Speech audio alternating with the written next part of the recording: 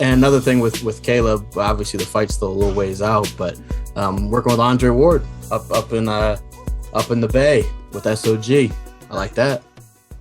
That's what I mean. The hype has begun. The story intensifies. That's all good for building up to a fight. So what we need is a big fight with everything being canceled. And Dre. I was gonna say, Sean, SP. What do you think as far as that?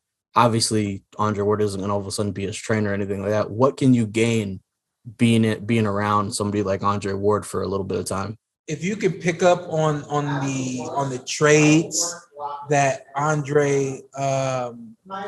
Dre has, that Ward has, then it will improve your game. I was around Sugar Shane for a while, and he would show me some move. I said, Shane, I can't do it like that. He says, yeah, you can't get champ. Just keep trying. I said, I'm watching you. I can't do it the way you're doing it. You've been doing it your whole life. It's brand new. I said I could work on it, but it's never gonna look the way that you wanted to look. There's other things that he's shown me. I picked up on them like that, no problem, and I use them to this day. You know what I mean? So if Caleb's able to pick up on the things that the small nuances that Ward is gonna give him, and I'm gonna tell y'all, most of them are gonna be mental. A lot of them are not even gonna be the physical things. So I think that is great for him to go get the mental. Dre brings a lot of like motivation along with the education that he has.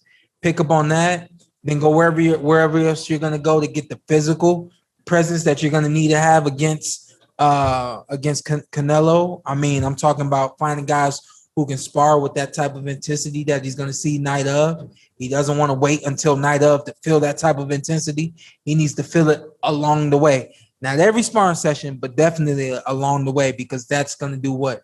Build this up and build this up, which a lot of people underestimate right now. These two things about Caleb Plant. They haven't seen enough physical, and they don't know about the mental presence that he has in the ring and the heart that he has in the ring as well.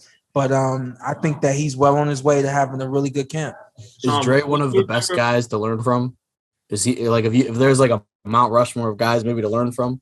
And even if I take my bias out of it, I think that Dre is a good guy to learn from, because Dre will look at you and he'll give you advice based on what he feels you can do.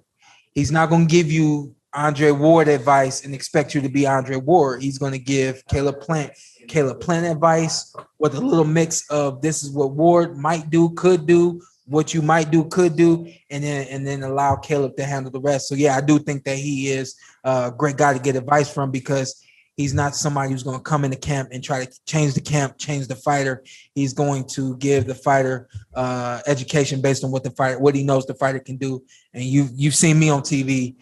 To me, he's me on PEDs. You know what I mean? I just think that he can do it, man. And Virgil Hunter there as well. Yeah, he can really analyze fighters and give you the A through Z on fighters. So he's the man. What's up? I'm Showtime Shawn Porter. I'm Ant. Follow me on IG, Ant with 2 T's. Let's do it. Let's do it again. Just introduce yourself. Okay. And then you tell them what to do. I'm Showtime Shawn Porter. I'm Anthony Brenagh. Carson A. Merk. Like, subscribe, comment. This is the Porter Way.